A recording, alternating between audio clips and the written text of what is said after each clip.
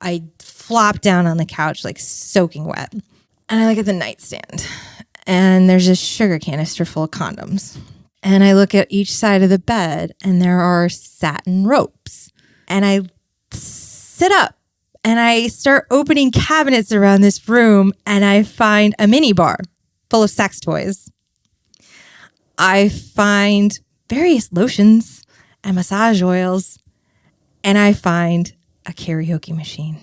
And I realize I'm in a sex hotel by myself in a typhoon.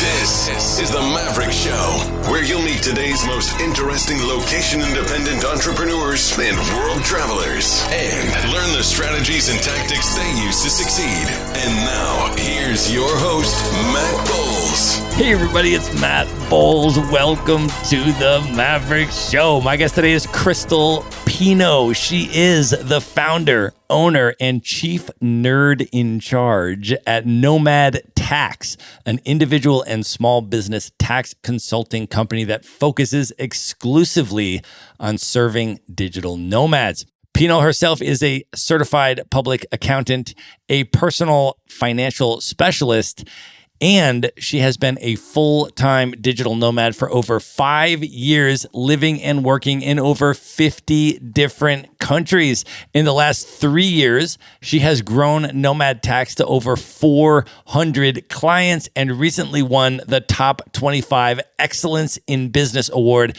from the University of Alabama at Birmingham. She holds a BA in accounting, an MBA in finance, and she gives keynote addresses at conferences all over the world. Pino, welcome to the show. So good to be here. I am so excited to have you here. You are one of my favorite people, and this conversation is going to be awesome. We need to start off, though, by just setting the scene and talking about where we are and what we are drinking. You and I are in person today. We are in Bansko, Bulgaria, and we've just opened a bottle of Cabernet Sauvignon, and it's a Bulgarian Cabernet Sauvignon from the local wine vineyards. Yeah, it's actually pretty good too. It's pretty good, right? Yeah, Bulgarian wines are good. I did a little research on this with an app named Vivino. Do you know it? Mm-mm. Amazing. It's a free app. You download it. It's called Vivino. And you open the app and you can take a picture of the label of any bottle of wine and it will bring it up on your screen and it will show you, first of all, what the typical store price is for that wine. Then it will show you how many customer reviews it has and what rating out of 5 stars the wine has. I feel like this is a game changer. It's a total game changer. Yeah, it's the ultimate wine travel hack because then you can go to a country like Bulgaria where you have no idea what any of these wines are and how good they are. And if you want to stay within a particular price point, let's say, you can just click all the wines that are kind of in that price point and take the one that has the highest star rating. And then it will give you information about the wine too in the app. It'll say, these are the grapes that make up the wine. It'll give you the tasting notes and it'll give you all these reviews by people and everything. It's a free app. It's crazy. Right up my alley. Yeah, it's amazing. So I found this Bulgarian Cabernet Sauvignon by doing that in the store. It's a Reserva and was the best one that they had in this price point. So that is what we're going to be drinking through during this episode. But let's talk about what we are doing in Bansko, Bulgaria and why we are here, because you just delivered a keynote address today that was amazing at the Bansko Nomad Fest. That I did. And thank you for calling it amazing. It was definitely outside of my comfort zone because it wasn't my area of expertise, but something that I personally struggle with myself. Let's talk about that. So this is a conference that you have been to before. It's actually my first time at this conference. And the Bansko Nomad Fest happens annually. There are well over 500 nomads that have come from around the world for this conference. And I spoke on real estate investing for digital nomads and how to buy cash flowing rental properties in the best US markets from anywhere in the world. And I spoke on the opening day, but you just delivered yours today. And your topic was one that I think is really important on imposter syndrome. And I think that the audience that came to the talk and the way that you engaged with the audience and the things that people in the audience shared was a really cool environment because it made everybody there just kind of feel very supported. And everybody was like, oh, all of these other really successful people. Because a lot of the other speakers at the conference were in that room. Like we all came to hear the talk because we're like, wait, we all kind of have this thing, right? And then everybody else that was there was like, oh, wow, like all these people, including all these speakers at the conference, also have this imposter syndrome thing. So can you talk a little bit, maybe let's just open up with that about, what your talk was about and what inspired you to do the talk and then how you think it went? Yeah, I mean, I was definitely inspired to do the talk by my own struggles with imposter syndrome. I talked about it in the talk where there were several points during this tax season, especially when I was high stress, when I would just look at my door and I was just waiting for somebody, the imposter police, to jump out and be like, oh my God, you're a fraud. You have no idea what you're doing. And I'd be like, you're right. The jig is up. So it's something that I felt at different stages of my life and different stages of my business.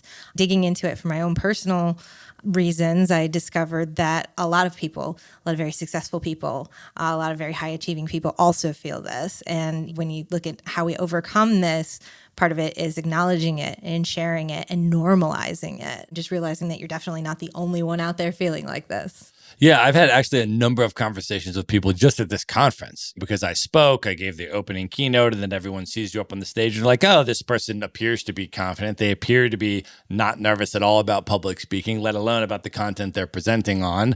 Then all of a sudden, they don't necessarily relate to you if that's the only context in which they've seen you. And so then I'm talking to people like, no, I get nervous every time I go on stage.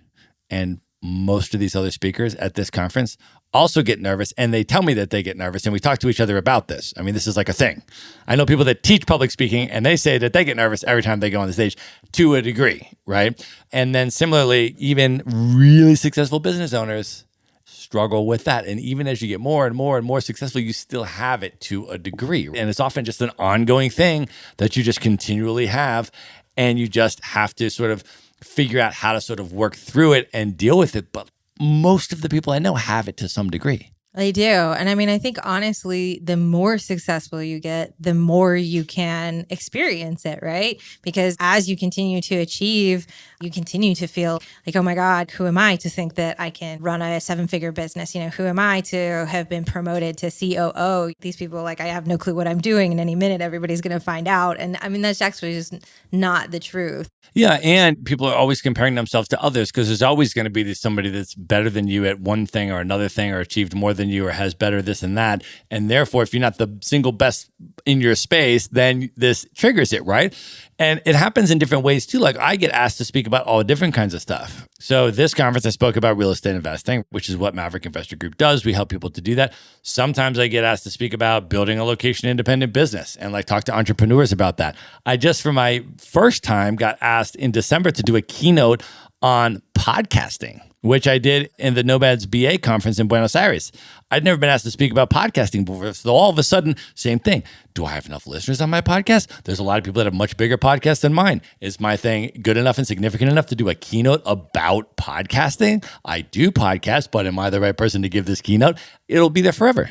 I mean, it just goes after you. I like to say that there's a saying out there that comparison is the thief of joy, but I think that the comparison is the thief of a lot more than joy.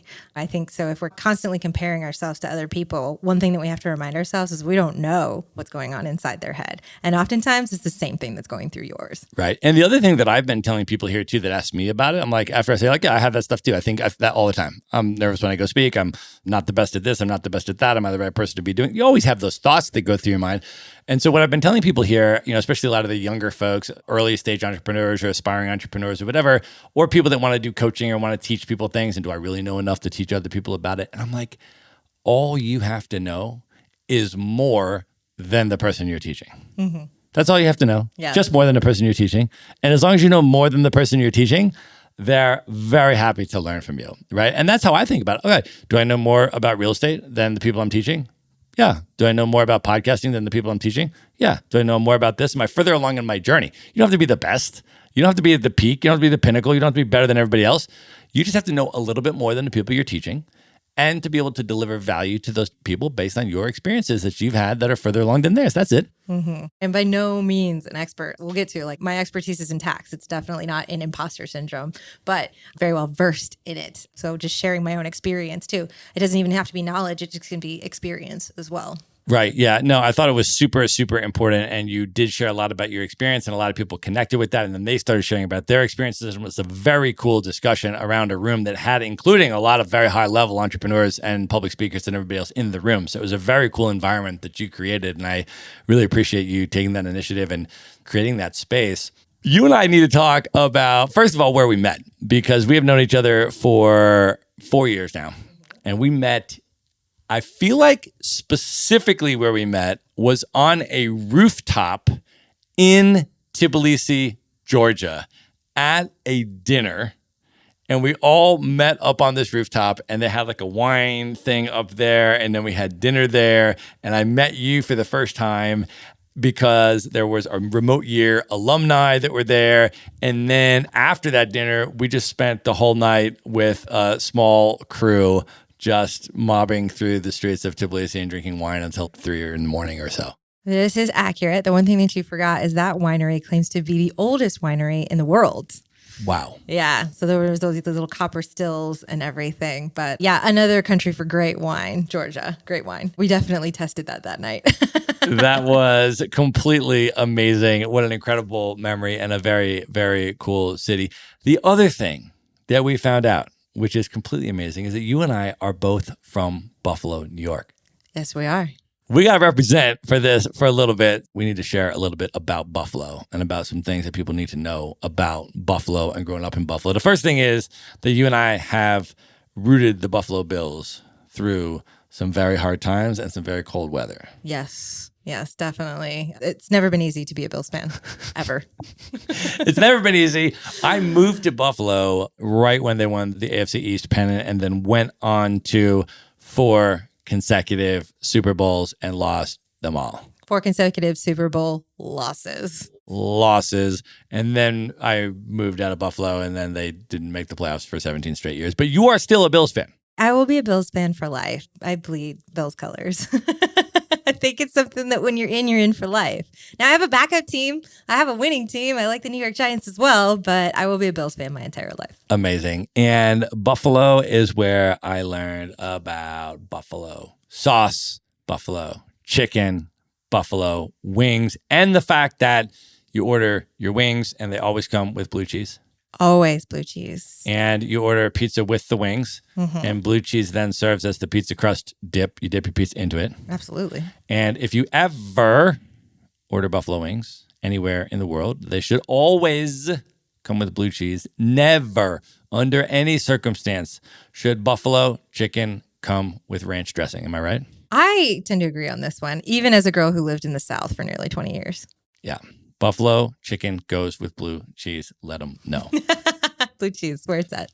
All right, so let's go back to your background. Can you talk about where you grew up in Buffalo specifically and take us a little bit on your journey, because you grew up in Buffalo and then you moved to the South, which is a really, really major transition. But take us a little bit on that. What are your kind of memories from early Buffalo, and then take us on that journey?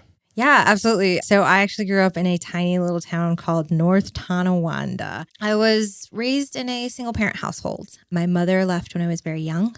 She remained in our life, but that was a particularly difficult relationship for me. As an adult, I understand that my mother did the best that she could. But as a child, sometimes it's really hard to understand a parent who is absent.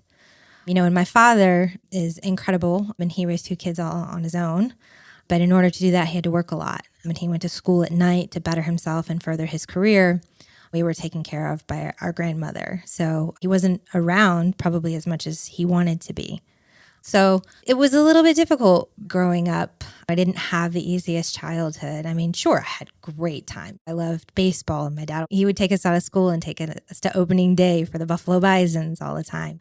And like every other kid, I played ice hockey in the winter and street hockey in the summer. We rode mountain bikes, and the summers are so short there. We always take advantage. There's fairs every weekend. So you go to the fairs, you eat the funnel cakes. You eat the most unhealthiest things I've ever seen in my life, like deep fried Oreos, deep fried peanut butter sandwiches. I literally don't even understand the fairs that they have in Buffalo. It's insane. And there is one every weekend. There are 3 every weekend, right? And I still remember my best friend and I, we went to one, and it was when they first came out with that trampoline where they hooked 2 bungee cords to the side of you and you could flip over and over again.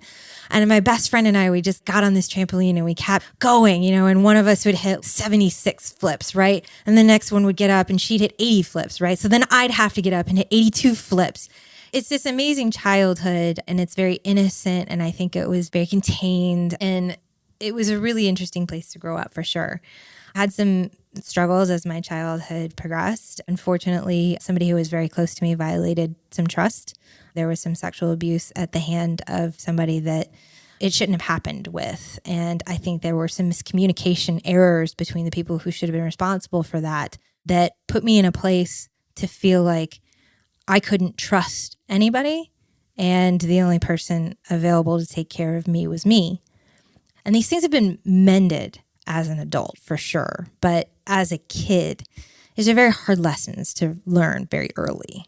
And they've molded and shaped me into who I am, but definitely weren't easy things to go through. North Tonawanda is a small community. I think homogenous might be a good word to use for it. It's a very narrow worldview, right? So I think that had we never moved out of there, there's a very strong possibility that I may still be there. So kind of the move that we had to Alabama when I was 15 was the catalyst for the opening of a lot of my worldview. Can you talk a little bit about that transition from North Tonawanda outside of Buffalo, New York, to Alabama at age 15? Well, I think the biggest difference is football, right? Because in Buffalo, we are all diehard Buffalo Bills fan, like Bills Mafia for life. In the South, they don't even know that football exists beyond college, okay? It's all about college football, right? And I moved to Tuscaloosa, Alabama, where on my first day of school, which happened in a trailer, by the way, they were called accessory classrooms or something like that, portable classrooms, but it was a trailer. My first class in Alabama in a trailer. I'm the new kid, right? So I sit in the back, which in a trailer, there's really no back because there's just 3 very long rows of desks. So I try to sit in as far in the back as I could. But being the new kid, everybody recognized me, right? And quickly formed this semicircle around me where I was asked to pronounce various words. And I had to elaborate to my classmates that pen, pan, and pin were actually 3 separate words. It wasn't all just peeing. And they're like, you talk funny. And I was like, oh my God, have you heard yourself? So culture shock doesn't even begin to encompass what it was like to move from North Tonawanda to Tuscaloosa at the age of 15. And then once you moved there, what was your experience like in Alabama coming up through high school? I honestly can say that I probably never acclimated. What I did is I rebelled. When we lived in North Tonawanda, I was a nerd. I mean, I'm back to my nerd self now, obviously, but I was in the chess club. I was in creative writing. I was in the math club. I published poems in the local newspaper. I had a short story, that was also, considered for a magazine. I performed well in school, right? And so when we made this giant move that I was obviously not a fan of, my way to rebel was to tank my school career. I remember we had just moved. It was about 3 weeks after we moved. I cut off all my hair. I had this long, beautiful hair, and I cut it all off to my chin to punish my father. And he likes to laugh at me now. He's like, yep, really hurt me with that one. So I just rebelled. I didn't acclimate. I didn't try to fit in. I started skipping school. I fell in with a crowd of wonderful people who engaged in questionable activities. It was my first foray into drugs. Obviously, this affected my performance. I went from being a mathlete to ending up in summer school. But yeah, no, definitely, it was a hard adjustment for me. And then where did that path eventually lead? Can you take us a little bit on that journey? Because I feel like a lot of people can relate to that. So for you, how did that journey go from there? As my high school career progressed, I did very poorly in high school. I graduated despite nearly flunking out of high school for attendance. 17 years old when my father got married, and he married this wonderful woman, and she's a force of nature, right? And she wanted me at the wedding in Memphis, Tennessee. And she didn't understand why my father wouldn't pull me out of school to bring me to the wedding. And she's nagging him and she's nagging him. And she tells the story and she's like, I want Chris here. Why won't you let her come? Right. And my dad pulls out this piece of paper and he slams it down on the table and he goes, here, this is why she can't come. And it's my attendance report. I had missed 49 days of school that year. It was my senior year. And my school had a policy that you could only miss like 53 before you were not allowed to graduate. And I was at 49. So I was towing the line. And it was interesting because I remember showing up to the wedding, my stepmother pulling me aside and being like, look, he's not going to do anything now because this is my wedding, but you should know that he knows. From star student to barely graduating high school because of attendance, and then going to community college and also flunking out of community college for attendance. What was interesting is I flunked out of community college with an A average, but they had an attendance policy as well, so they didn't pass me. I don't know if I'm the only student ever to be kicked out of a community college failing with an A average, but if it is, I'll hold that accolade. And things kind of went downhill from there. I fell back into drugs, and it was a pretty quick downward spiral. I had been in a long-term relationship, and I'd put myself in a very poor financial situation. So when that relationship ended, I was looking for ways to supplement my income, which is when I ran across a friend who introduced me to a way to make some money. Now, we've all heard about the graduate student who takes her clothes off on the weekends to make a couple extra bucks for tuition. That was me, except I was trying to save my house. Unfortunately, instead of going towards my house, the money that I made stripping on the weekends went to drugs. So for the second time in my life, I went down a road of drug addiction. And unfortunately, without school or anything else to kind of tie me down to responsibility, this one spiraled much further than the previous one. I ended up at a pretty serious rock bottom. Can you talk about how you eventually came out of that substance abuse cycle?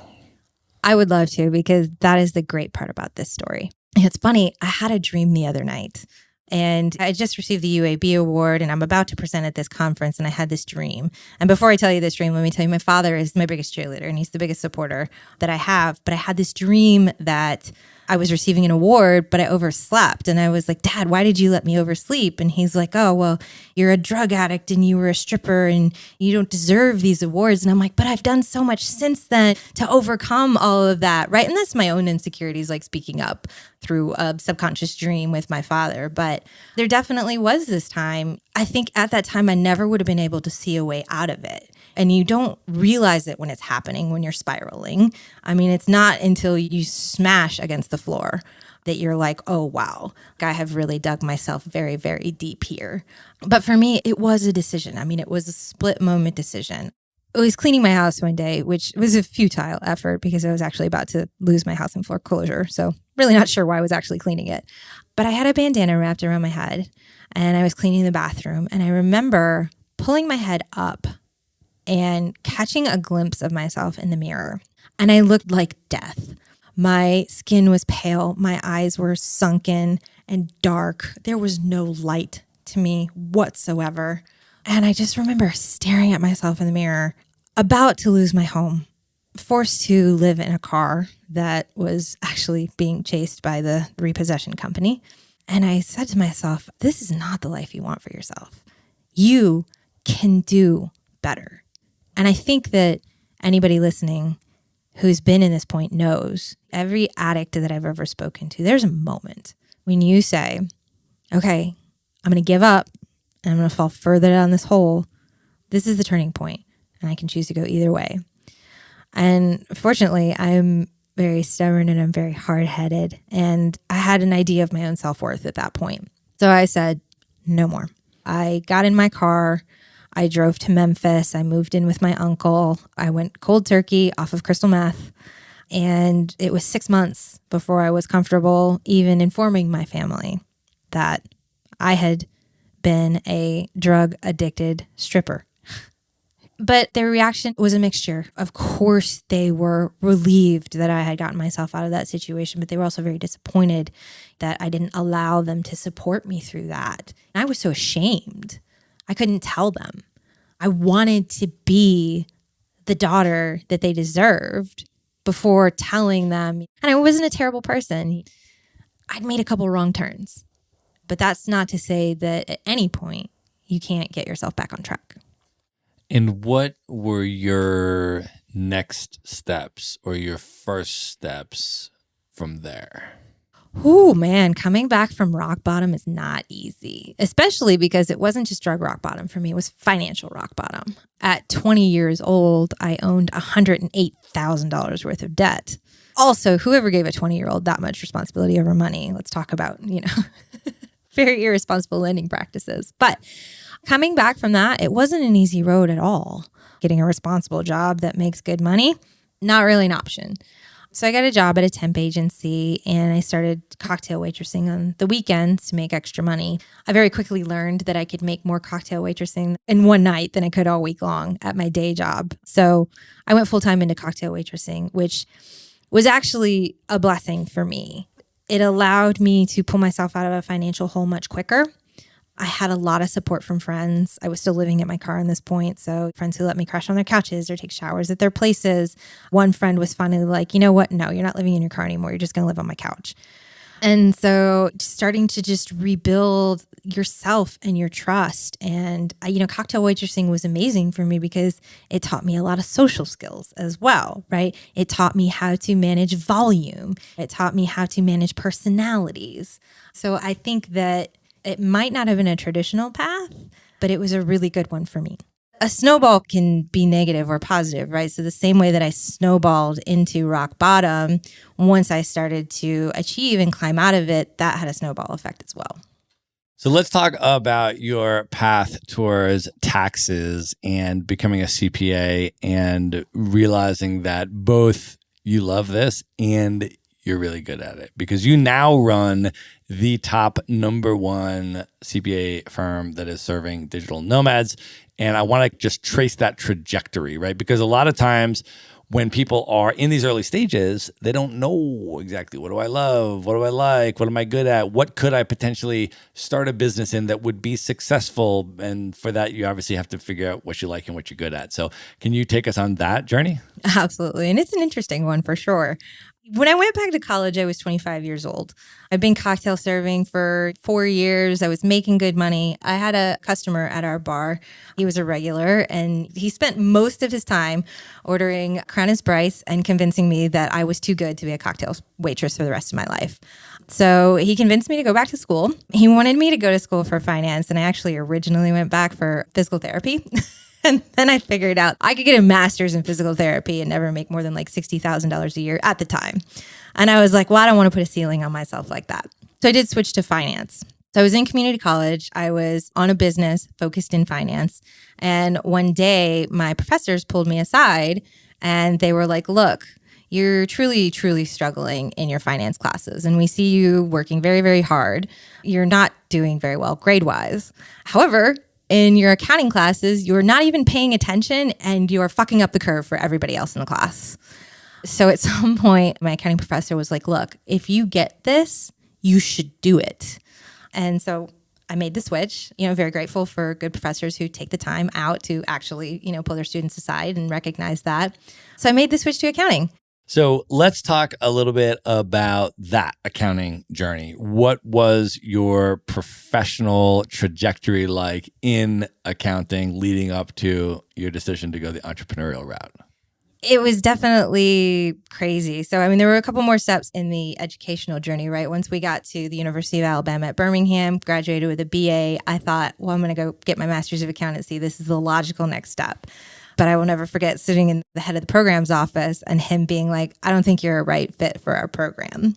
And I was crying, bawling my eyes out. And I was begging him because this had been my trajectory. And if this wasn't the way that I was going, what was I going to do now? Well, after that, I called my father and he was like, okay, you can cry. And he was like, listen to me. He goes, now, he's like, you have to pick yourself back up. What are you going to do?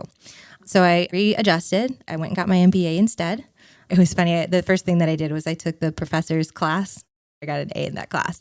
Anyways, so I graduated with my MBA. And I thought it was a good move too, because I kind of wanted to go into corporate accounting.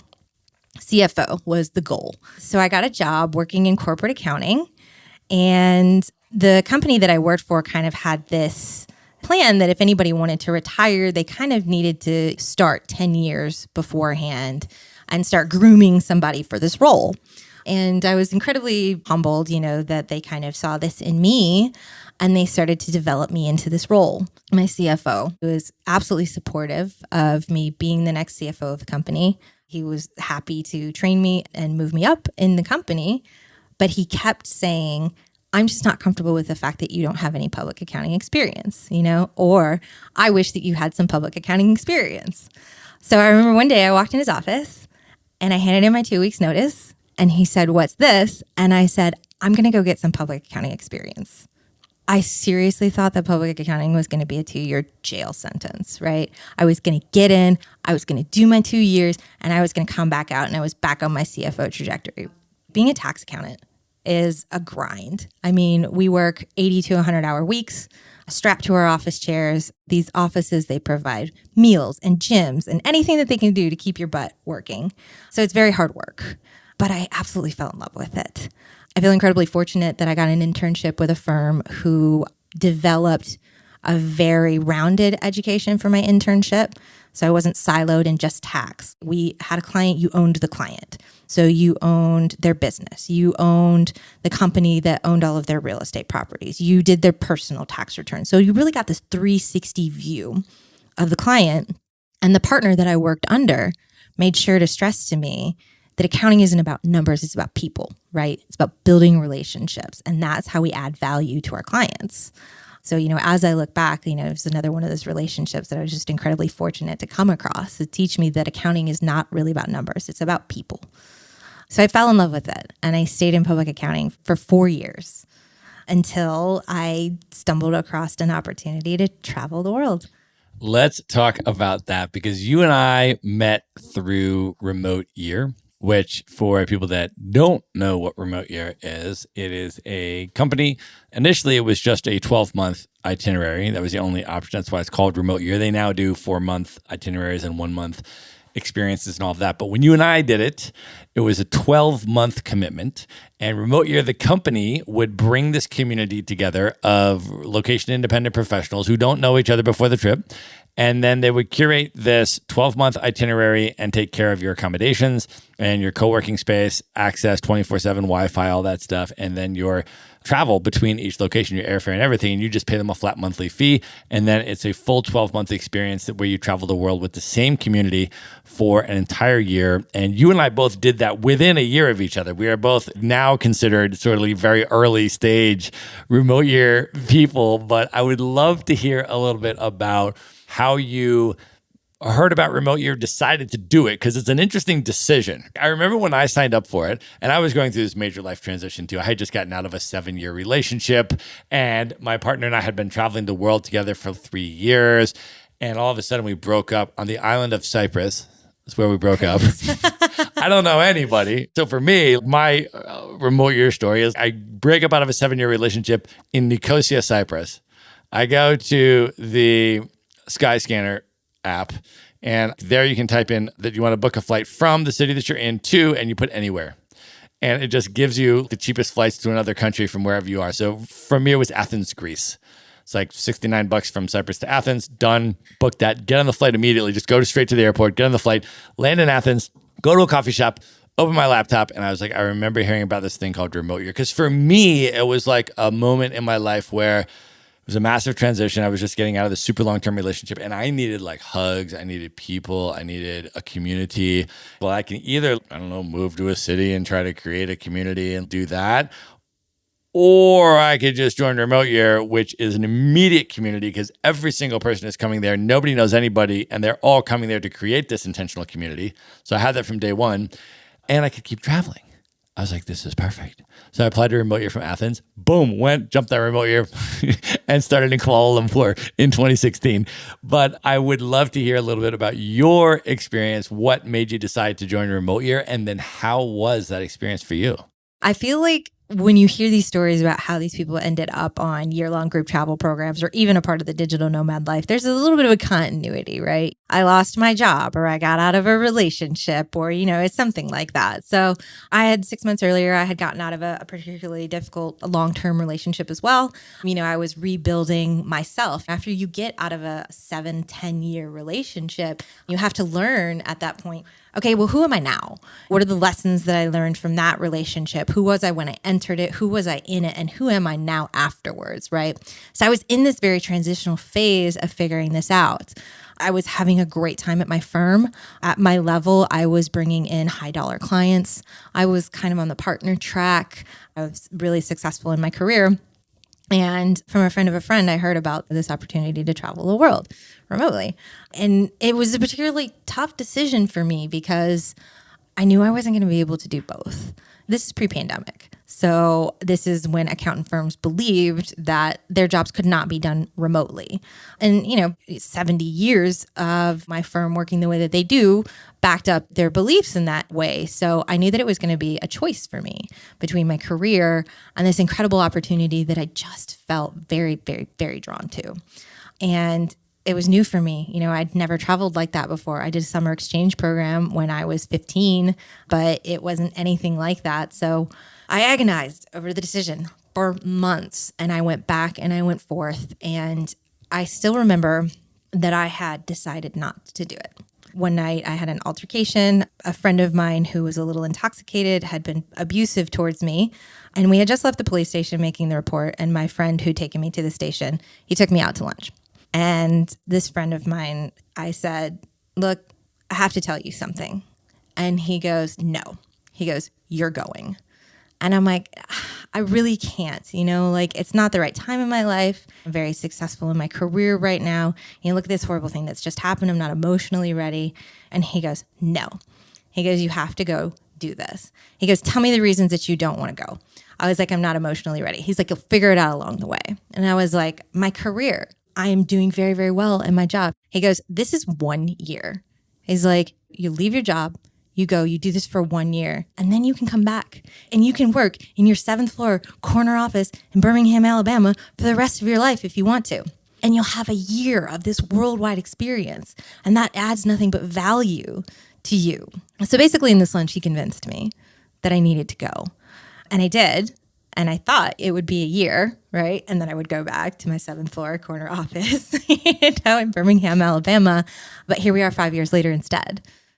So amazing. And I was like, I want to meet every single person that chooses to make the decision to commit up front to travel the world with a bunch of people they don't know for an entire year. Who does that? I don't know, but I want to meet them all and hear all their stories. Crazy people. Yeah. That's who does it. And amazing and extraordinary and fascinating and interesting and incredible and people that I will love for the rest of my life that did that program with me. How was your program? What was your experience like? Oh, man. It's going to be very difficult to put it into words. It was the most incredible year of my life. It's like you said. Mine too. Personally, it was a lifetime's worth of growth shoved into 1 year. It was lessons in group dynamics. It was lessons in personal and emotional growth. It was fun. It was hard. It was incredible. It was all of these things. In a year, life happens.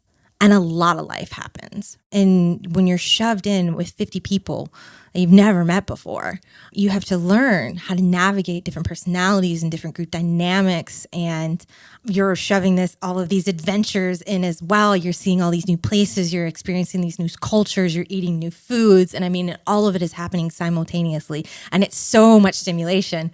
I think a lot of us look back at it and we're like, God, I do not know how I survived that year.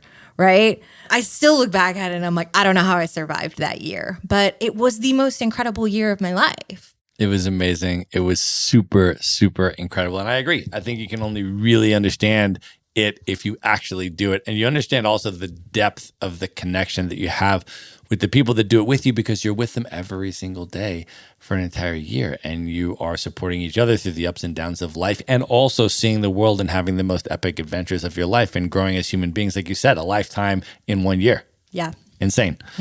So let's talk a little bit about your entrepreneurial trajectory. So you were obviously a very talented, successful CPA. Thank you. But you were working in the corporate world. You were working for other people. You were working even remotely, but still for other people. How did you decide to go the entrepreneurial route? Because a lot of people, that's not the route for them. They're a successful CPA or they're whatever, and they're going to work in a CPA firm, and that's the right fit for them. How did you make the entrepreneurial decision? Well, I was one of those people. I never wanted to be an entrepreneur. I never wanted to own my own business. It was never a desire of mine. I wanted somebody else to be responsible for my paycheck my whole life, right? Obviously, to go on remote year, I had to leave the firm that I was at. And I got a job on remote year kind of handling the front-end client experience for another remote accounting firm. I had moved into this role and I was incredibly grateful for it, but it was a difficult transition. I ended up being siloed a lot. I didn't have a lot of support in my role, and I became a scapegoat for a lot of things. Anytime anything went wrong, it was because I was working internationally. And I had incredible support from my CEO, but there were some other people in the firm that it was just hard to get support from. So I was absolutely kind of miserable. So this is about 18 months into my travel journey. And I remember sitting in Sofia, Bulgaria with a very good friend of mine and just being incredibly miserable about the things that were happening at my job. And he looked at me and he said, well, why don't you just stop giving away all of your tax advice for free? Right? Because at this point, I'd kind of established myself in the remote year community as somebody who had this knowledge base, and I was more than happy to help the community. And I was like, wow, what a novel idea, right? So that's when it began to form. Over the next few months, kind of nagged at the back of my head, and I put in my notice for my job. November of 2018 was the last month that I worked for anybody else. And I did what a lot of entrepreneurs do. One of my favorite quotes, it actually comes from Co-working Banksco here where we are. It said, entrepreneurship is jumping off a cliff and building a parachute on the way down.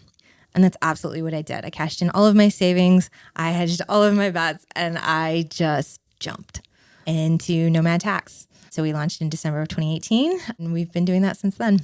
Let's talk about the entrepreneurial journey a little bit, because you and I actually met within the first year of your entrepreneurial journey in Tbilisi, Georgia. And I remember some of the discussions that we were having about it that night over wine, and we were talking about it. Can you take us back and talk a little bit about the entrepreneurial trajectory? Because as you said, it's a really scary leap to make. And all of that, I mean, you want to talk about imposter syndrome, all of it comes right to the surface at that moment. Who am I to start a business? Can I really do this? Am I really talented enough? Is this the right path? Like all that stuff. I remember that. Pretty much every business owner that I know, that's what they're thinking when you start a business. Like, is this really something I can do? Take us back to that early stage and then how you sort of navigated through that and built that. Man, scariest thing I ever did, honestly. And I've done some scary things. Like I've rappelled down waterfalls. I've jumped out of planes. I've been lost in a Peruvian jungle at night. So I've done some scary things. But starting my own business was absolutely the scariest thing because it does bring all of those fears immediately to the surface. And you're having to combat them alongside everything else. My first step was what is important for my business, its procedures and all this kind of stuff. So I brought people on and I said, we need to build out rock solid procedures. This is what I know from my experience, what we need to be successful. And we're still learning and we're still growing as we go. But, you know, in the beginning, it was that, okay, let's get our process down. Let's get the right people in place, right? And December 2018, for those of you who are not familiar with the American tax system, tax season runs from about January 15 to April 15 is what we call busy season. So launching on December 1 and starting tax season 45 days later is not exactly, it's a very tight timeline. So I think that that was almost good in a way because it forced us to actually be ready to hit the ground running. And we did. And the first year was incredible. We had over 100 clients in the first year just because of kind of my presence already in the remote year community, people that we had already established trust in. We learned a lot that first year. Some of it I learned from having conversations with you in Tbilisi and other entrepreneurs that I ran across. I became a sponge for anybody who wanted to give me business advice about anything, right? Because I had no clue what I was doing. So we've taken the time, I say the royal we. I obviously have a team and I couldn't do what I do without them. But I think it's been very important to revisit. Twice a year, we revisit with like a strategic advisor and we say, okay, we just got through a busy time. What worked for us? What didn't? Where can we fix it? Where can we not? So this is defining what our values were and making sure that we stuck to those, I think has been really important for our business. I think this conversation is really important in the current context, which is that you run the preeminent CPA firm that serves American digital nomads, and you are the CPA for multiple Maverick Show guests who are very successful, high net worth digital nomads, and you are their CPA. And so I think that's just important for people to contextualize as we go back and talk a little bit about this origin story, about how you sort of built it to this level. One of the things that I think is really, really, really, really important that you did at an early stage is you decided to go very niche. You didn't say, I'm going to start a CPA firm and I'm going to take any client that comes in my door and I'm going to do tax returns for anybody that wants to pay me to do their tax return. I'm not going to compete with H&R Block. I'm not going to do this. You went extremely niche. Yes. But we also did the same thing in the first year where you're pretty much like, I'll take anything. You want to pay me? You want to give me money? Sure. It's that feast or famine in the first year, right? But yeah, no, I definitely made this. There was a point when we needed to make a few decisions. Do we want to be generalists or specialists? And I was like, we want to be specialists. I want to serve this community. I wanted to give back to this community because I loved this community so much. And this is what I had to give back. So yes, we went very niche. We also decided to go boutique instead of grandiose. We capped our clients. We focused on service over volume. So there are strategic decisions that you have to make along the way. And just make those decisions and say, okay, this is our path. We want to choose it. We want to walk down it. Otherwise you find yourself lost in the forest. Yeah, I think it's really, really super important because what happens is when you go niche, anybody in that niche says, wow, this is the company that literally is there to serve specifically people like me. And so when I meet digital nomads and we're having tax conversations about all this kind of stuff and they're kind of new or they don't have, whatever, I send them to you. I've introduced how many people to you just over the last year, and I say you got to talk to Pino. This is the firm that you want to be working with because this is their specialty. This is what they do in terms of you're an American digital nomad. And maybe let's go into some of the tax dynamics and things, because one of the things that I've always found, I've been in business for over 15 years now myself as an entrepreneur and real estate investing for longer than that and everything else, is that you always want to work with somebody that specializes in what it is that you do or you need help with. So if my real estate investing clients need CPA specialty on real estate investing, or they're a business owner and they need that type of tax advice, do not go to a CPA that the primary client that they have is a W-2 income earner that has no investments and they just, don't do that because they're not going to know all of the complex, nuanced details that you are going to need to understand. And your niche is really specific as well. Even a lot of these CPAs, they specialize in business owners, they specialize in real estate investors, they specialize in this, that, the other thing.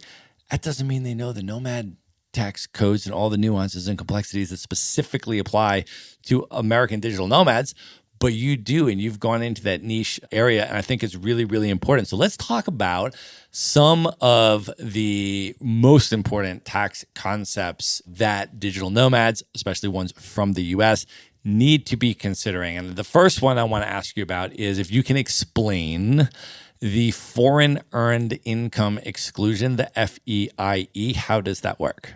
Absolutely. And this is kind of the number one question that we get, obviously. And it's also the number one question that other CPAs who aren't in this niche don't understand, because you said it is quite nuanced and it does require a little outside of the box thinking.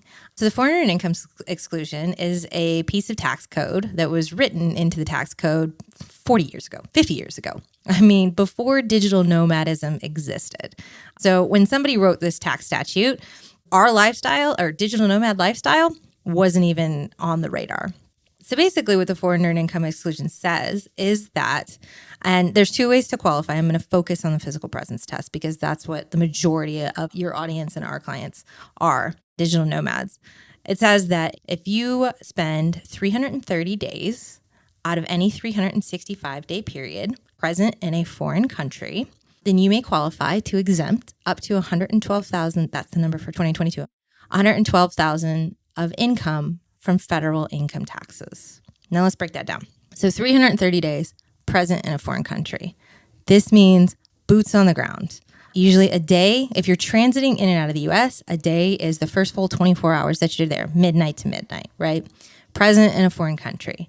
This does not include restricted countries, which currently North Korea, Cuba, Iran. Also does not include international waters. So I know that, Nomad Cruise isn't currently running at this point, but if it does, again, in the future, know your time spent on Nomad Cruise doesn't count as present in a foreign country. So that's the 330 days part. Out of any 365-day period means that it can be any 365-day periods. It does not have to be a calendar year, right? So you can qualify on partial years. So any 365 days where you are present in a foreign country for 330 days allows you to exempt up to $112,000 of earned income from federal income taxes. This is specifically earned income. It does not count interest, dividends, capital gains, rental income. So we're talking about your salary, your wages, your business income. And federal income taxes means this statute only applies on a federal level to income taxes. There are some states who have their own FEIE provisions. They mimic the federal, but this only applies on a federal level, only to income taxes. So a lot of times you'll still be subject to self-employment taxes. So that's the nuts and bolts of the FEIE, and this is where we focus. Are there other qualification tests beyond the physical presence test in the foreign countries that you need to meet for the FEIE? Yes, there is a secondary and a tertiary test as well. So the secondary test is called the tax home test, and it's where your tax home is located. So those of us who don't have, significant ties back in the United States or thinking that we're going to return to the U.S., this is kind of the lifestyle for us. Currently, Matt, your tax home is in Bulgaria because you're currently in Bulgaria. My tax home I'm establishing my tax home in Mexico.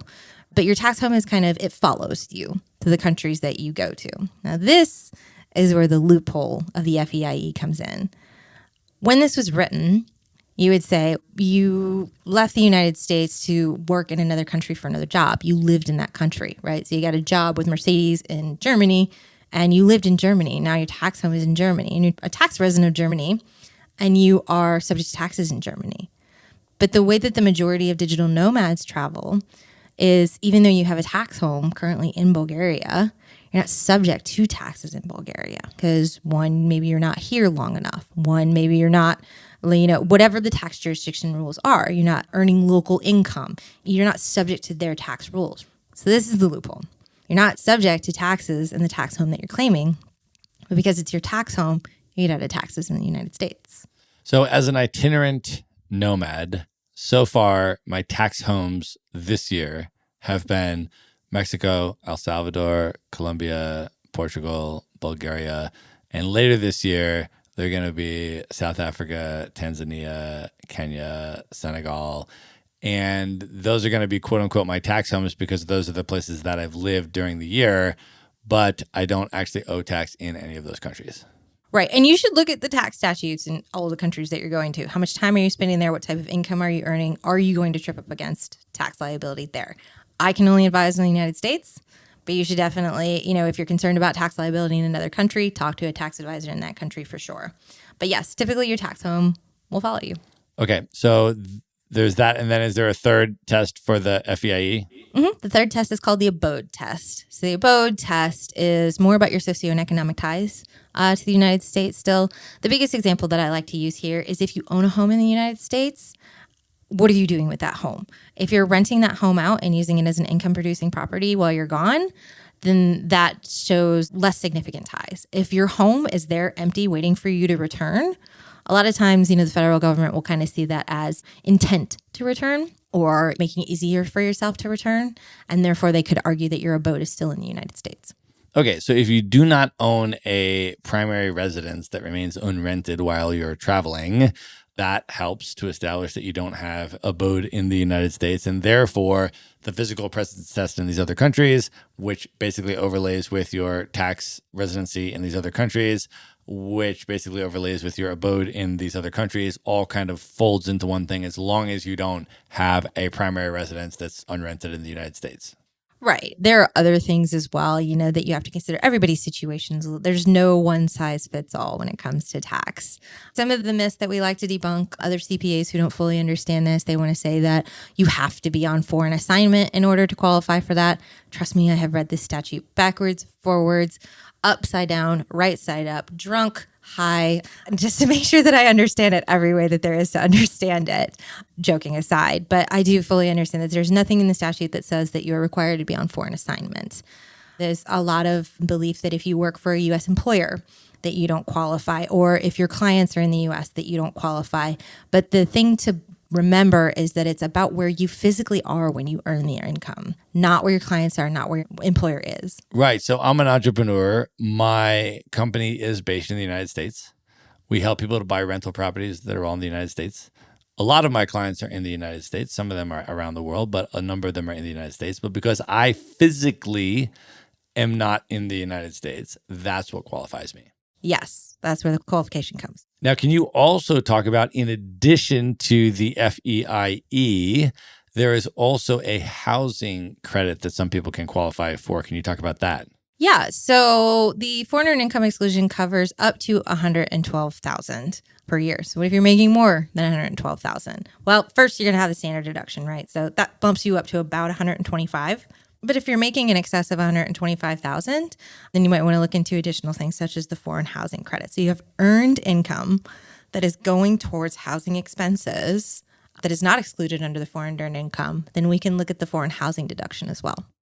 Awesome. The other thing I want to ask you is about state residency. Hot topic. For itinerant nomads that are from the U.S. Okay, so if you don't maintain a permanent residence, you don't own a house that you live in that you plan to come back to in a particular state, you got rid of your place, and you're just an itinerant nomad traveling around the world, can you talk about how state residency works? What are the considerations that people should have, and how should they go about establishing that? Yeah, and this is a really popular question that we get all the time, right? Because we're like, okay, well, I can get excluded for the federal income taxes. How do I exclude myself from state income taxes? I think there's about 27 states out there that are either no income tax states or they have their own FEIE provisions. But there are a lot of states out there that don't. California doesn't have one. Massachusetts doesn't have one.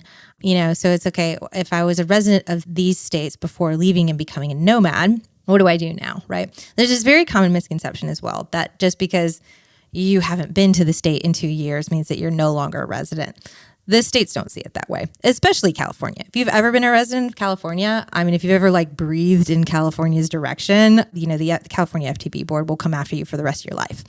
So you want to make sure that you're checking all of the boxes if you are changing your state residency. So when we're talking about optimizing our state taxes, the two options are establishing residency in a state that also has the foreign earned income exclusion, or establishing residency in a state that doesn't have any income taxes in the first place, and therefore you don't have to worry about it. In order to break residency with a state, you need to establish residency somewhere else, whether that is another state, whether that is another country. It's really important to go through the necessary steps.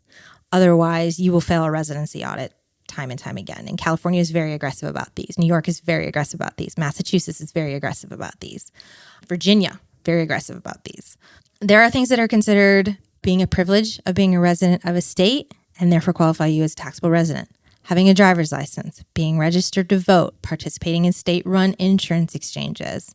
These are things that are considered being a privilege of being a resident of a state and therefore make you a taxable resident of that state. So when you're changing your residency, you want to make sure that you're cutting all ties with your current state and establishing those ties in a new state. wherever that state may be. What are the best ways to establish ties in a new state? So you identify the state where you want to have your residency because maybe there's no state income tax or whatever the reasons are. What do you need to do? What are the minimum requirements to establish residency there? Yeah. So there are 7 things that you should really do. And some of them don't really apply anymore. But number 1, your driver's license. Make sure your driver's license is in your new state. Number 2, voter's registration. Got to have your voter's registration in a new state. 3, vehicle registrations. So if you own any vehicles, make sure they're registered in your new state. Then state, like I said, state-run insurance plans. So if any of you are on a state-run insurance plan, make sure you transfer that insurance plan to your new state. This is car insurance, health insurance, anything like that. Make sure it's moved to your new state. Obviously, you want to change your address on everything. Doctors is a big one that people don't think about. So if you move your residency from California to South Dakota, say, but you still visit all of your doctors in California, California recognizes that as a socioeconomic interest in California, and they will use it as a way to still claim you as a tax resident. Banks used to be a big thing. Like if you leave an area, you need to move your bank accounts. I think with the advent of online banking, this isn't that important anymore. But if you are a member of like a local credit union, closing that account out and moving it out of that state is probably smart. So if someone was preparing to become a nomad, let's just say they were leaving a state that they definitely want to be out of, like California. Get out of California.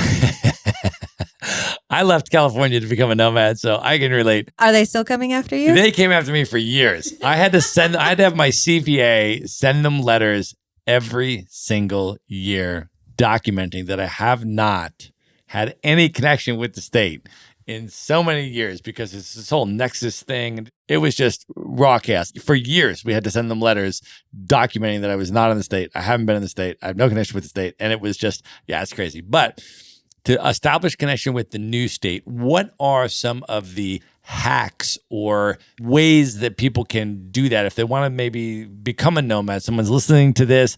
They're like, I'm getting ready to leave the US. I'm getting ready to become a nomad. I want to get all my ducks in a row.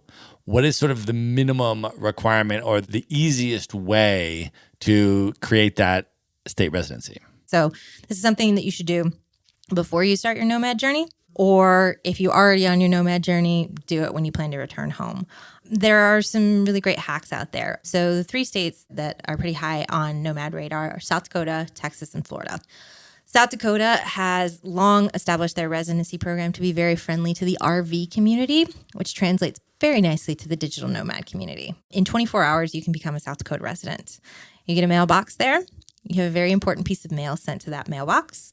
You go to South Dakota, you collect that piece of mail, you stay 1 night in a hotel, you take that piece of mail, you take your hotel bill with your name on it to the DMV, you get a driver's license, voter's registration, you are now a South Dakota resident. There are similar programs that you can access for Texas and Florida, some that involve possibly renting or buying a piece of land that is usually an RV parking spot, and that's your new physical address, and using that to set up residency. So leveraging some programs that are already out there that, like the FEIE, maybe weren't written for us, but they work for us. But you're going to have to do these things in person. Those are some of the hacks out there is to piggyback on some of these programs that are already out there. Do you have a recommendation for how to set up the mailbox? There are some great mailbox services out there. I think Anytime Mailbox is one that we recommend for our clients. Honestly, you can just Google. One thing that you want to be careful with your mailbox service, though, is you want to be sure the American banking system is incredibly secure. And I know you might be laughing at me when I say that, but when you're setting up a mailbox service, you want to go to your bank's website, you want to go to your credit card's website, you want to punch in that address, and you want to see if it's accepted. Because banks and credit cards oftentimes don't accept a lot of mailbox services, a lot of virtual post services. They'll recognize that address as a virtual post, and you cannot use it for the very important things like your financial institutions. So that's something that you want to check first. Awesome. I also want to talk to you a little bit about the different tax strategies and considerations for different types of people, particularly with regard to business entity structuring. So for freelancers who might want to consider a business structure, as well as entrepreneurs that are building businesses with staff and all of that kind of stuff to actually run and scale a product or service businesses. What are some of the considerations relating to the FEIE, as well as other considerations that they may want to take into account? Right. And on the business side, this is the most popular question that we get. Like, how do I structure my business to not pay any taxes? You're probably never going to get to zero. You're going to pay somebody somewhere along the way, right? But the strategy is to minimize what we're paying. So there's a multitude of structures out there, both domestic and internationals, that you can leverage to do this. Simplest, being an LLC structure where you're basically just protecting yourself from liability on either side. The S-Corp structure is a very interesting one, right? Because for years, CPAs have been selling the S-Corp as the end-all, be-all solution for all clients. And I just don't subscribe to that belief myself. I think that there are some nuances to it. It's not right for everybody. And when you consider the nomad culture, and if you're taking advantage of the foreign earned income exclusion, there are some additional considerations that need to be taken into account there. Because the S-Corp structure strategizes taxes between splitting income between earned income and unearned income. So you could be inadvertently missing out on some tax benefits from the FEIE by adopting an S-Corp structure.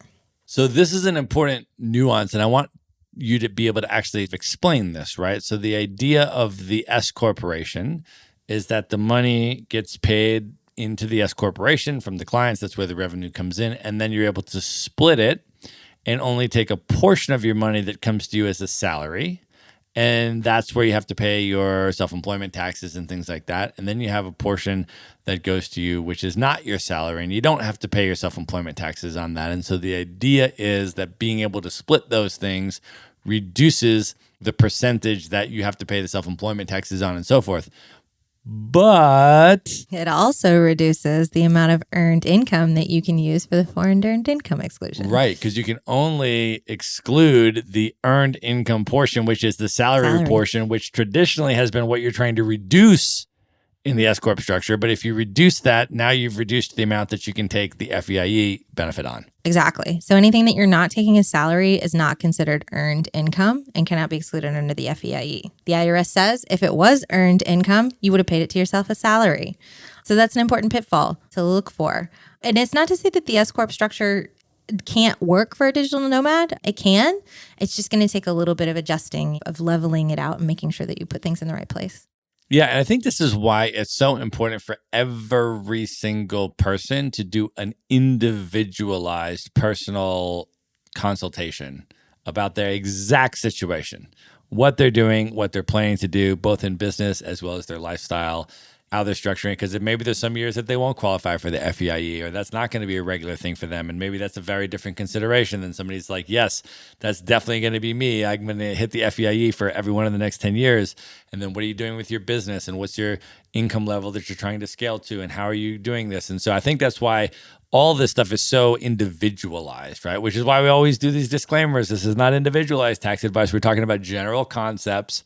And then it's not just a legal disclaimer, though. It's like actually really important for you as an individual with your really specific situation and your business and your lifestyle to work directly with a CPA that understands this stuff and craft a customized solution for you personally, right?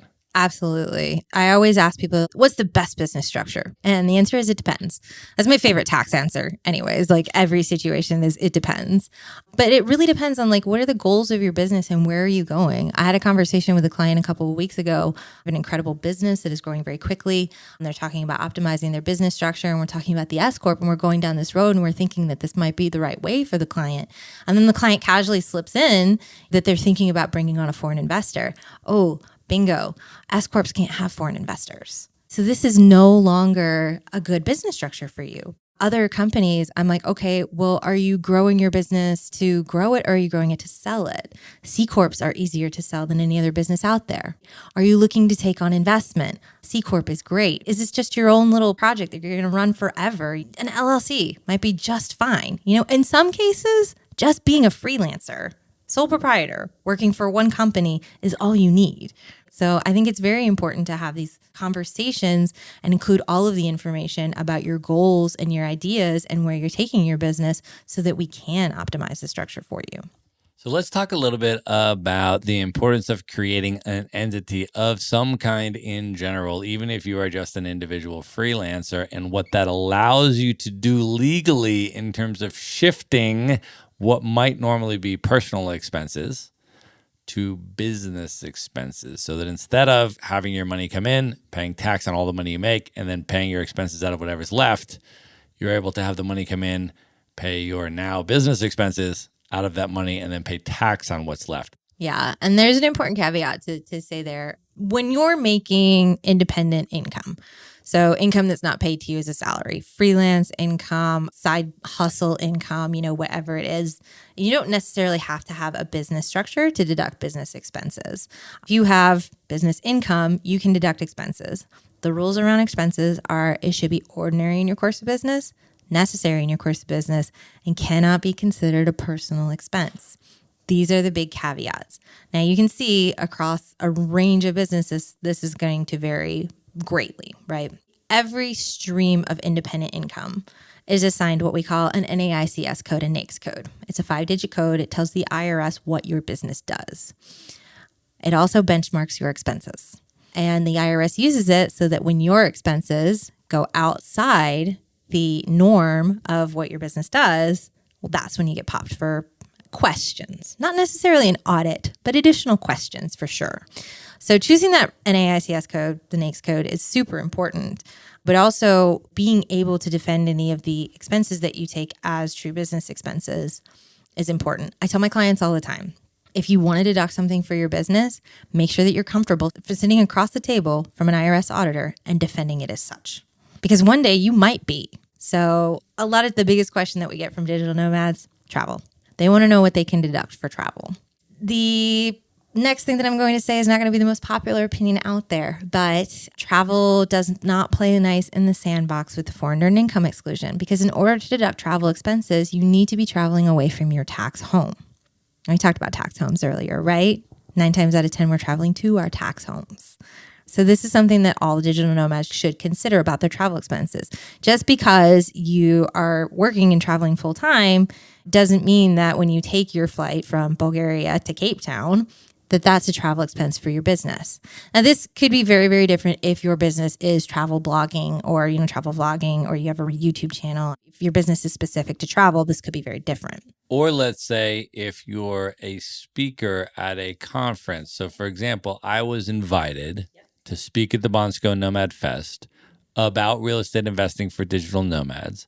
And since I gave my talk on that, I have had conversations every single day with people at this conference that are interested in buying rental properties for their investment portfolio. And every single day I've sat down and had conversations with people, and I've been having meetings every day about that. And so I am here. I have traveled here. The reason I am in Bonsko is because I was invited to give that talk and then speak with potential customers for my business. So under that situation, would that be a business expense? Absolutely.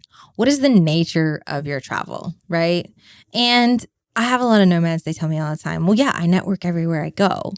But I also say that obviously in our specific instance, Matt and I are both here to speak at this festival, network, drum up business and interest and help other nomads. This is a travel expense. This is a full business. All of this is a business expense, right? But let's say you came here and you came here specifically for the conference, but you're like, man, these mountains are beautiful, right? I want to spend a week after the conference hiking the mountains around here because they are absolutely epically gorgeous. 50% of your earth, or even more, right? You could say all of my flights in and out, because I would have had those either way, but 50% of my accommodation, 50% of my meals, and 50% of my activities, right? Because it's half for business and half personal.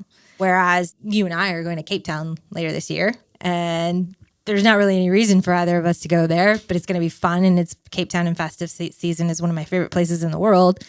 But there's no business reason for going there. That's going to probably be 0% deductible for business purposes. Right. Let's talk about travel. You and I need to talk about this. You've been nomading for over 5 years now. You started with remote year and you just kept going. I want to just ask you a little bit about some of your travel experiences. One of the places that you and I both love is Japan. Can you share a little bit about your experiences in Japan? So I had an absolutely lovely time in Japan. I spent 10 days going to Osaka, Tokyo, Kyoto, and Hiroshima. I think that Japan has some of the best street food in the entire world. I had a little bit of a rough landing in Japan. I traveled to Japan to do my visa run from Thailand. And if we want to talk about how travel uneducated I was at the time, if you haven't looked at a map recently, Thailand and Japan are not close. It's probably like a 6-hour flight away. Okay. So most people just like hopped over the border to Mongolia and back. And I was like, I'm going to go to Japan. So I hop on this flight, and anybody who knows me is I'm a little bit of one of those people who just like shows up to a trip and it's like, oh, okay, cool. We're here. What are we going to do? So not knowing how long the flight was, I took a pre-flight Xanax to sleep on the flight. And anybody who knows anything about like half-lives of medicine knows that after my 6-hour flight, when I landed in Japan, I was still very groggy, let's say. And so I get off my plane, and Japan has got to be the most foreign place in the world. I mean, Vietnam, they probably vie for top spots, right? But there's nothing like Japan anywhere else in the world. So I get off my flight. I'm super groggy. There is a typhoon, right? So it is raining cats and dogs, like absolute crazy. So I'm off this plane and I'm trying to figure out the subway system. I'm at one of those kiosks trying to buy my subway ticket, and I can't figure this out. And I was very fortunate to have this Japanese man. He came up, he helped me buy the train ticket that I needed. He showed me where my train was. So I get on this train and I immediately pass out because I'm still groggy. Now, have you ever been to Japan? When you do something that's not culturally accepted in Japan, people will hold up their arms and do a big X in front of you, right? So the next thing I know, I'm being poked by an old woman with a cane, and she's doing this big X to me. I have fallen asleep on this train. She's poking me with her cane, giving me the big X because I've done a cultural no-no within an hour of being in this country. And I'm like, oh, crap. I have no idea where I am. And I'm like trying to like pull up my phone and figure it out. And it is raining like terribly. I have no idea where I am. When I finally figure it out, I am 10 stops away from the hotel that I actually have booked. And it's one of those travel moments, and you have those travel moments when you're like, you know what, just fuck it. I'm going to do the easiest thing, right? I find the closest hotel and I book it. And it's still a 10-minute walk, like through the rain. But I was like, it's the closest hotel. And bonus, it says adults only. I'm like, this is awesome. I don't really particularly like kids. So I start walking to this hotel through the rain. And I walk in dripping wet. I mean, soaked to the bone. And the guy behind the counter, the only way that I can describe him is he's the Japanese version of Lurch. He's taller than you, Matt. I mean, he's so skinny. And he's just looking at me with these hollow eyes. And I'm looking back at him. And he doesn't speak a word of English. And I don't speak a word of Japanese. And I've just booked this hotel like 10 minutes ago. So he doesn't have my reservation. So we're just trying to figure this out. I'm so tired. I've got the worst sinus infection of my life. And I'm just like, oh my God, can I please just get into my room and just die of embarrassment at this horrible handling of a travel day? So finally we get the reservation figured out. And he starts walking me to my room, which I find very odd. The whole time he's looking at me like I'm an alien. So he walks me to the room and he opens the door, but he opens the door in the way that like he steps into the doorway to like welcome me in. And I'm like, what is happening here? And the very first thing that I notice is there is a panel next to the door, and it's all in Japanese, but there's like 40,000 different buttons on this thing. And I'm like, what's happening? Right. So like I walk in and I turn around and I give Lurch like the biggest fuck you look ever, like get the fuck out. So he just like looks at me and very slowly closes the door. And I'm like, thank God. I shed my backpack off. I flop down on the couch, like soaking wet. And I look at the nightstand and there's a sugar canister full of condoms. And I look at each side of the bed and there are satin ropes. And I sit up and I start opening cabinets around this room and I find a mini bar full of sex toys. I find various lotions and massage oils, and I find a karaoke machine. And I realize I'm in a sex hotel by myself in a typhoon. That's amazing. I mean, no wonder Lurch was looking at me like I was crazy. So what did you do? So people at this point, they're like, oh, well, this is where the story gets exciting. No, this is where the story actually like goes super downhill because I found a 7-Eleven around the corner. I went to it. I bought like cup of noodles for days. And I locked myself in that room by myself out of sheer embarrassment. And I just stayed there until the rain stopped. It's just like, I have to leave Osaka now. So amazing. I feel like those types of stories are so important because no matter how long we travel for and how many years we've been traveling, we continue to have these types of experiences. It's never like, oh, I'm an experienced traveler now, so this kind of stuff doesn't happen. No, it continues to happen, happens all the time, and it's absolutely amazing. And you just have to be able to laugh when this kind of stuff happens. You got to roll with it. And I think another one of my favorite parts of that story is I was actually going to Japan to visit another remote year group. And I go and I tell them this story and they're all laughing. But later in the night, one of the remote year group, he saddles up to the side of me and he goes, so I'm going to Osaka. Can you tell me the name of that hotel? That's amazing. That's so awesome.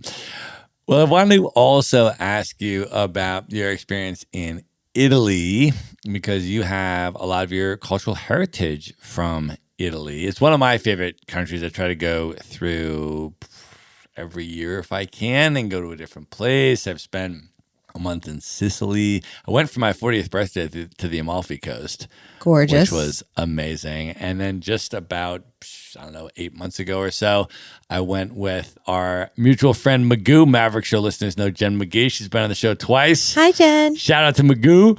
We went to the White Truffle Festival in Alba, Italy, in the Piedmont region of the Northwest, which is also the base of the Barolo and the Barbaresco wine appellations. Barolo is my favorite Italian wine. Yeah, we just drank Barolo like every day and ate white truffles, and it was completely ridiculous. And we felt it was totally appropriate because we had both been pretty much quarantined in the United States, mostly I was there for like 18 months. I hadn't traveled at all. So I was like, I have to emerge from the pandemic in style. What better way to emerge than at the White Truffle Festival in Alba, Italy. And it was absolutely insane and amazing. And I just drank Italian red wine and just melted into vineyards and just absorbed all of the amazingness that is Italy. And I go to all these different places in Italy because, of course, it's a super diverse country with really culturally different regions and incredibly different histories and all sorts of amazing things that are wrapped into one country. And wherever you go, the food and the wine is completely insane. And so you have this level of consistency there. And the people are wonderful and delightful. And it's always such a pleasure to go there. And I love the Italians. But for you, it has an even deeper meaning because you have a lot of your heritage is from Italy. So can you share a little bit about your experiences in Italy? Absolutely. I would love to. So yeah, I mean, as you said, like my family heritage is from Italy. My father's side of the family, my grandfather's parents immigrated from Italy, from the Calabria region. And my grandmother was actually born in Trieste.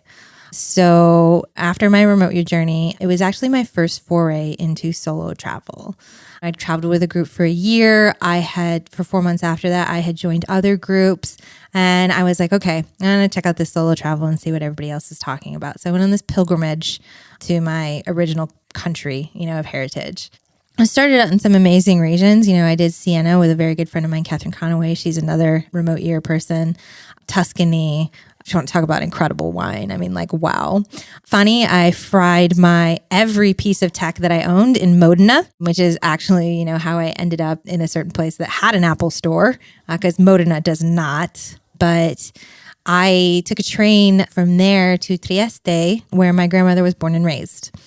And it's interesting because Trieste sits on the Mediterranean coast, and it is almost Croatia.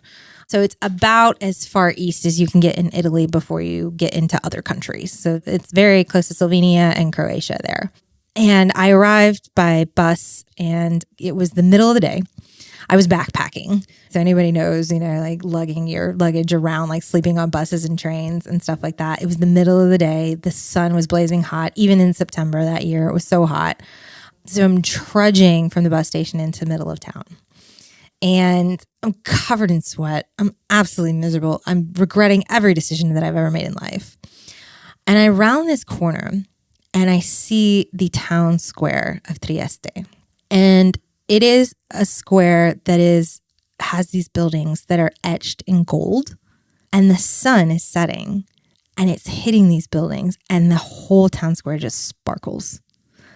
I mean, it was magical. This moment. And then it was just like, this moment of feeling just home and beauty and all of that. It was absolutely incredible. But after that, I was incredibly grateful to find my air-conditioned hotel room ready early. So I got a shower and I dropped my backpack off, and I proceeded over the next few days to kind of explore Trieste. And so I found the church where my grandmother was baptized. I walked around the neighborhood where she grew up and all of these really just amazing moments. And so my grandfather and my grandmother were actually married in Trieste as well, but we didn't know which church it was. We only had a picture. So my father sent me the picture, and we spent a lot of time trying to figure out which church it was. Eventually, through a combination of my family and Google and this very cute kite surfer that I met, we found the church. So he comes and he scoops me up on his scooter, because Trieste is like any good seaside town. It's on a massive hill. So he drives me up to the church and he says, I'm just going to drop you here. He's like, if you've got my number, if you want to ride home, let me know. But he just drops me in front of the church, right? And I've been searching for this church, but I get there and I stop in front of it. Something happened in this place 63 years ago that if it hadn't happened, I wouldn't exist. So you're about to walk into something that contributed to your essence and your existence, which is mind-blowing. So, I took a deep breath and I stepped into the church, and it still had the 3 giant stained glass windows that are in the black and white picture behind my grandparents and in her beautiful wedding dress. So like any good Catholic, I dipped my finger in and I crossed and I kneed and I sat in the back pew. And I can't tell you if I was there for 5 minutes or an hour. I have no idea. I just sat there and it was an incredible experience that I just can't even describe, just being in that church where they were married. Finally I got up from the back pew and I walked to the front and I stood where they stood when they were married. And then I walked out the side. The kite surfer was right. I didn't want to ride home. I kind of wanted to walk home after that and just let that all soak in. When you think back about all of these experiences and your 5+ years of nomadic travel, what overall impact do you think it has all had on you as a person? And like when you think back to that moment that you shared, that conversation with your friend about whether or not you should do remote year and whether or not you should kickstart what has now become a 5+ year of itinerant world travel that included this Italy experience, included the Japan experience, and included your remote year, and included so many other experiences. You and I were in East Africa at the same time, in Tanzania and Kenya, and you've seen so much, you've met so many people, you've had so many of these experiences. What do you think has been the impact of the last 5 years of world travel on you as a person? Oh, wow. What a question. The friend of mine who convinced me to go on this trip, unfortunately, passed away a little over a year ago. And so I wish that he was still here so that he could see that I'm still traveling the world. I think the best way that I honor him is by continuing to travel the world and see the world. But I have 2 tattoos on my hands, if you've ever seen me. On my left hand, I have a triangle. So a triangle is delta. In mathematics, it's the symbol of change, right? Because I think that change is the only constant in this world. But on my second hand is the mathematical symbol. It's a triangle with 2 lines under it. It's the mathematical symbol for equal by definition. Because as I've traveled and the more that I've seen, it's that people are the same everywhere. We might differ in what we eat or how we pray or, how we live our day-to-day life. But essentially, we all want to be loved. We all want to feel community. We want to feel this togetherness. And I think that is what travel has taught me, is that even though we're different, like essentially we're really all the same. That's so amazing. I think you're amazing, Pino. And at this point, are you ready to move in to the lightning round? Let's do this. Let's do it. The lightning round. All right, what is one book that has significantly impacted you over the years you'd most recommend people check out? I read a book called The Element. It was actually recommended to me to a local when I was living in Córdoba, Argentina. And it's about where what you love and what you're good at, the apex of that is where you'll have the most impact on this world. I mean, I've personally experienced that in what I love is helping people and what I'm good at is taxes. So I have found a way to help my community through that. Awesome. What is one travel hack that you use that you can recommend to people? I travel with a knife sharpener. So a lot of people travel with knives, right? And this can create some difficulties with customs and agents, and God forbid you lose it or leave it somewhere. But everywhere you go is going to have a knife. It's not always going to be sharp, and please don't cut with dull knives. I ended up in an ER in Joshua Tree like that. But yeah, I travel with a knife sharpener. If you could have dinner with any one person who's currently alive today that you've never met, who would you choose? Brene Brown. I actually brought her up in my talk. I think that she's incredible with the work that she's done around vulnerability. I also am very passionate about connection and vulnerability. So I think that, being able to spend an evening with her would be incredibly fascinating for me. That would be an amazing dinner. Yes. If you could go back in time, knowing everything that you know now, and give one piece of advice to your 18-year-old self, what would you say to 18-year-old Pino? I don't know that I would say anything to her, right? Because I am proud of every mistake that I've ever made because it's built me into the person that I am today.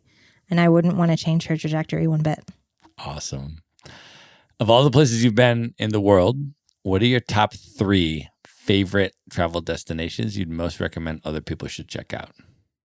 Oh my God, I'm absolutely in love with Cape Town. And I would spend much more time there if it wasn't the bottom of the fucking world.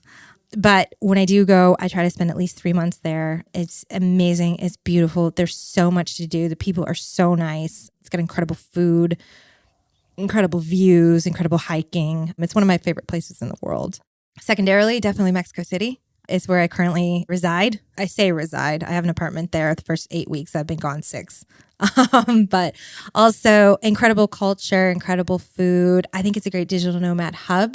So for me, it's been a hybrid of being able to stay in one place and still have that rotating community. And then third would probably be, honestly, here in Bansko, Bulgaria. I think it's a hidden gem. It may not be a party town, though it has some party elements, but I think it's beautiful. It has a lot more to offer than people know. So if we're thinking hidden gems, I think Bansko, Bulgaria is pretty good. Awesome. Last question. What are your top 3 bucket list destinations? These are places you've never been, highest on your list you most want to see. Cappadocia, Turkey. I mean, I have had so many friends go over the past couple of years. I want to go so badly, so badly. Petra, Jordan, especially after going to Egypt this past year and having straight up spiritual experiences at some of those temples. That's something that I want to see. And even though I chase summer and as a former Buffalonian have sworn off winter for the rest of my life, I would like to check the 7th continent box and get to Antarctica. Amazing. All right, Pino, at this point, I want you to let folks know how they can find you, follow you on social media, learn more about you, and if folks are interested in getting more personalized tax consultation about their individual situation, or if they're interested in the entrepreneurial thing, or if they're interested in becoming nomads, or they already are a nomad and they need to get their tax stuff in order, what is the best way for them to come into your world? Yeah, absolutely. And please come into my world because I love talking about taxes. You can visit our website is nomadtax.io. Feel free to reach out on us to social media, but do keep in mind I don't have a social media manager, so we don't always answer the best there. Going through our website, emailing us at info.nomadtax.io is a great way. If you want some more personalized, individualized advice, I'm offering my time to your subscribers. 15 minutes, hop on a call with me, get kind of a personalized approach to your strategies and see your best way forward. We're going to set that up at nomadtax.io/Maverick. I love that. So every listener of this episode can get a personal tax consultation call with Krystal Pino directly. We're going to link that up in the show notes. So just go to one place at themaverickshow.com. Go to the show notes for this episode. You're going to see the link for your free personalized tax consultation directly with Krystal Pino. That is super valuable. So I would encourage everyone to take that for sure. I'm definitely going to take that. And we're going to link up everything else that we have discussed in this episode there as well. It'll all be in the show notes at one place. Go to themaverickshow.com. Go to the show notes for this episode. Pino, this was amazing. Thank you so much for being on the show. Oh my God. Thank you so much for having me. It is a complete honor. All right. Good night, everybody. Be sure to visit the show notes page at themaverickshow.com for direct links to all the books, people, and resources mentioned in this episode. You'll find all that and much more at themaverickshow.com. Learn how Maverick Investor Group can help you buy cash flowing rental properties in the best U.S. real estate markets, regardless of where you live. Schedule a free phone consult today at themaverickshow.com/consult. Now you can buy rental properties with tenants and local property management in place, so you don't have to be a landlord or a rehabber. To get your questions answered and discuss how Maverick Investor Group can help you meet your real estate investing goals, schedule your free phone consult today at themaverickshow.com/consult. If you like podcasts, you will love audiobooks, and you can get your first one for free at themaverickshow.com.